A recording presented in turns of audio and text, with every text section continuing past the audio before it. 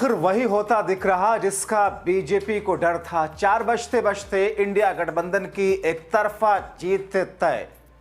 हिंसा पर अचानक कैसे उतर आई बीजेपी और क्यों कर दिया हमले शुरू, और दिल्ली ब्लास्ट पर हिंदुओं को भड़काने की कैसी है कोशिश। स्वागत है आप सभी का। आप देख रहे हैं द राजनीति का विशेष सेगमेंट खबर और विश्लेषण। मैं हूं जब्बार खान। तो क्या वाकई 20 वर्षों के बाद में एक बार फिर से सत्ता का ऐसा परिवर्तन देखने को मिलेगा जिसमें इंडिया गठबंधन की एक तरफा जीत दिखने वाली है?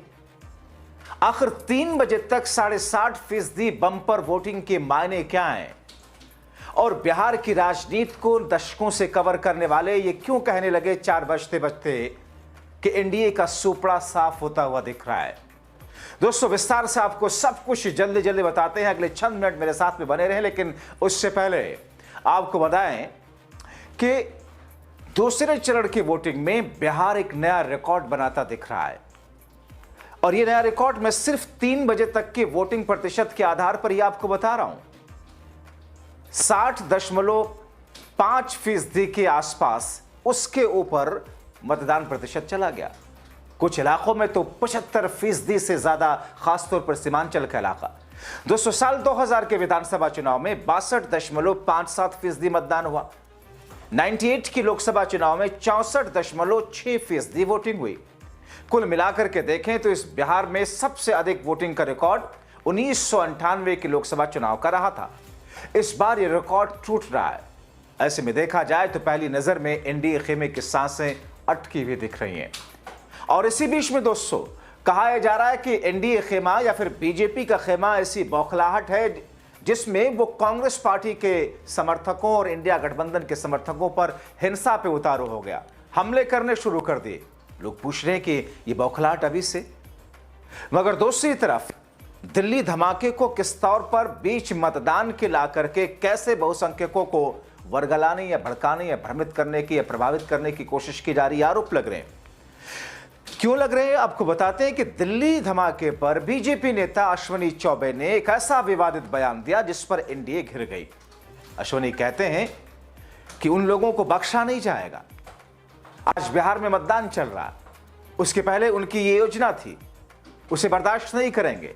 सनातन पर प्रहार, सनातन का अपमान नहीं सहेगा हिंदुस्तान। अब सोचिए, अश्विनी चौबे जैसे तजुर्बेकार और एक्सपीरियंस पॉलिटिशियन दिल्ली के ब्लास्ट को सनातन पर हमला बता रहे हैं। और कब बता रहे हैं? जब बिहार में मतदान चल रहा है। वो अपने उन्हीं गुर्गों के साथ में बहुसंख्यकों के बीच में खड़े हैं। दोस्तों, अश्विनी चौबे आगे जो कह रहे हैं वो और ज्यादा भड़काने और चौंकाने वाला। वो कहते हैं कि ऐसे तत्वों को हम सब सबक सिखाएंगे, घर में घुस करके मारेंगे। अब दोस्तों, ऐसे में बहुत सारे लोग मतदान के बीच में दिल्ली ब्लास्ट के जरिए एनडीए पर लोगों को भ्रमित कर वोट लेने का आरोप तो लगाएंगे ही। राजनीतिक जानकार बीजेपी नेता अश्विनी चौबे के बयान को इसी कड़ी से जोड़ करके देख रहे हैं। दोस्तों, इसका दूसरा पहलू यह है कि दूसरे चरण में ज्यादा सीटें सीमांचल क्षेत्र की हैं, जहां मुस्लिम आबादी अधिक है, जिससे यह चरण एनडीए और इंडिया गठबंधन दोनों के लिए अहम बन गया। अब बहुत सारे लोग ये कह रहे हैं कि सीमांचल की ज्यादातर सीटें हैं, यानी कि मुस्लिम बहुल सीटें, मुस्लिम बहुल इलाके, तो एक सांकेतिक तौर पर साइलेंटली इसे हिंदू मुस्लिम का चुनाव बना दिया जाए दिल्ली ब्लास्ट से जोड़ करके। क्या इसे करने की कोशिश की गई? दोस्तों, एनडीए विपक्ष पर घुसपैठियों को संरक्षण देने का आरोप आज भी लगाता रहा। अलग अलग इलाकों से जो छुटपुट छोटे छोटे क्लिपिंग्स आती रही, यानी कि घुसपैठियों का जिक्र कर दिल्ली ब्लास्ट पर उठपटांग बयान देकर बीजेपी नेता बहुसंख्यकों को एकजुट करते हुए दिखने की कोशिश की। और इस बीच दिल्ली धमाके पर कांग्रेस नेता पवन खेड़ा मोदी सरकार के धागे खोलते नजर आए। उन्होंने कहा कि देश की राजधानी में इस तरह का ब्लास्ट होना अपने आप में बहुत सारे सवाल को जन्म देता है। उन्होंने भी यह बयान मतदान के बीच में ही दिया। वो कहते हैं कि जो चिंता और भय का माहौल पूरे देश में उपजा रहा है, उसे देश के मन में बहुत सवाल हैं। उन्होंने कहा है, क्या ये ब्लास्ट था? किसने कराया? असल में है क्या? तस्वीर साफ होनी चाहिए। अब इस बीच में दोस्तों, इन तमाम चीजों को मतदान की कड़ियों से जुड़ें और मतदान के अंदर जनता के उत्साह को अगर देखें, मतदान केंद्रों पर लंबी लंबी लाइनों में लग करके जिस तरीके से वोटिंग कर रहे हैं, उसकी नजीर 3 बजे तक का आंकड़ा और 5 बजे तक का आंकड़ा आपके सामने है। अब इस बीच में वोटरों और समर्थकों में तनातनी देखने को मिली। कहा यह गया कि साहब 4 बजते बजते इंडिया गठबंधन को ज्यादा उत्साहित होते हुए देखा गया। एनडीए खेमे में मायूसी की सी लहर दिखी, हताशा की लहर दिखी, और ऐसे में कांग्रेस कार्यकर्ताओं को समर्थकों के ऊपर हमले करने शुरू कर दिए। अररिया के फॉरबिसगंज में बीजेपी और कांग्रेस के समर्थक भिड़ गए। हालात बिगड़ता देख सुरक्षा कर्मियों को बल का प्रयोग करना पड़ा। फॉरबिसगंज कॉलेज के बूथ संख्या 198 की तस्वीरें सामने भी आई थी। कांग्रेस समर्थकों का आरोप है कि बीजेपी विधायक और एनडीए के उम्मीदवार ने यह आह्वान किया कि कांग्रेस के वोटर को पटक पटक करके मारो। इस आह्वान के बाद में आपे से बाहर हुए कांग्रेस कार्यकर्ताओं ने पोलिंग बूथ के बाहर हंगामा शुरू किया। करीब आधे घंटे तक हंगामे के बाद सुरक्षा कर्मियों ने किसी तरीके से हालात पर काबू पाया। तो क्या ये बढ़ते हुए मतदान या मौजूदा वक्त में जो विश्लेषण सामने आ रहे हैं उससे देख करके बीजेपी नेताओं के होश फाख्ता हो रहे हैं?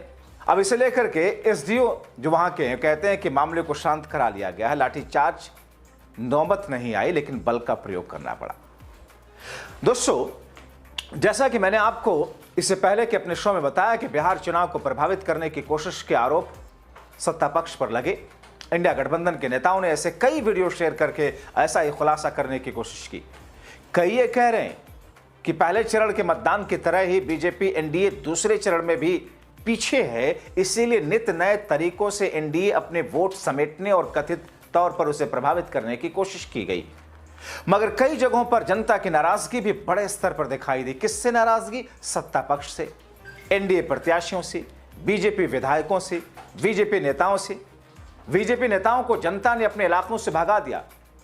दोस्तों, मतदान के बीच में भी बीजेपी के विधायक प्रत्याशी इलाकों में जा करके लोगों को वोट करने के लिए उनसे बात करते हुए दिखाई दी या प्रभावित करने के लिए कई सारे गांवों में, कई सारे इलाकों में उनको वहां से भगाया गया। बातें तक नहीं सुनी। और मोदी और नीतीश की डबल इंजन वाली सरकार की नाराजगी का असर भी बीच मतदान देखने को मिला। एंटी इनकम्बेंसी का ऐसा फैक्टर देखा, कई इलाकों में लोगों ने वोटिंग का बहिष्कार कर दिया। पश्चिमी चंपारण के रामनगर विधानसभा क्षेत्र के गोबरैया दौन गांव में ग्रामीणों ने मतदान का बहिष्कार किया। दोस्तों, 2 हफ्ते पहले ही ग्रामीणों ने मतदान के बहिष्कार का ऐलान किया था और प्रशासन ये सोच के चल रहा था कि वोटिंग के दिन तक ग्रामीणों को मना लेंगे। दोस्तों, नीतीश और बीजेपी की सरकार से नाराजगी ऐसी कि खुद आपको बताएं, गृह मंत्री अमित शाह ने भी उस वक्त ग्रामीणों से बात की थी। अमित शाह ने उन ग्रामीणों को उनकी मांगें पूरी करने का आश्वासन तक दिया था, लेकिन ग्रामीण वोटिंग के दिन अपनी बात पर अड़े रहे। मतदान कर्मी पोलिंग कराने के लिए तैयार बैठे रहे, लेकिन एक भी ग्रामीण मतदान केंद्र पर पहुंचा नहीं वोट डालने के लिए। ग्रामीणों के मुताबिक आजादी के 78 वर्षों के बाद इस इलाके में मूलभूत सुविधाएं तक नहीं। बारिश के मौसम में 4 महीने तक इलाका पूरी तरह कट जाता है। बच्चे, महिलाएं, बुजुर्ग गोद में ही दम तोड़ देते हैं, चाहकर भी कुछ नहीं कर पाते। बीमार लोगों को अस्पताल ले जाने के लिए सिर्फ चारपाई एक रास्ता और सहारा है। और वो कहते हैं कि इसके लिए हमने सबको पत्र लिखा। 20 वर्षों से नीतीश की सरकार है, बीजेपी की सरकार है, वोट हमसे हर साल ले लिया जाता, मगर हमारी समस्याएं नहीं देखी जाती। इसी तरह मोदी नीतीश की पॉलिसी और सरकार की एंटी इनकम्बेंसी के कारण रोहतास जिले के चिनारी विधानसभा सीट से कौनकी गांव में एक भी मतदाता वोट डालने नहीं पहुंचा। कौनकी गांव के ग्रामीण पंचायत भवन तक दरअसल पंचायत भवन न बनने की वजह से नाराज थे या दूसरे गांव में चले जाने की वजह से नाराज थे, और उनकी जो समस्याएं अपनी थी, अलग अलग समस्याएं, उन मूलभूत समस्याओं पर सरकार ने कोई ध्यान नहीं दिया। अब दोस्तों, ऐसे में अब जबकि वही लोग लाइनों में हैं जो कि 5 बजे तक वोटिंग के लिए 6 बजे तक लाइन में खड़े हो गए थे। आप क्या सोचते हैं दोस्तों? अपनी राय कमेंट बॉक्स में जरूर लिखें। अभी के लिए इतना ही, शुक्रिया।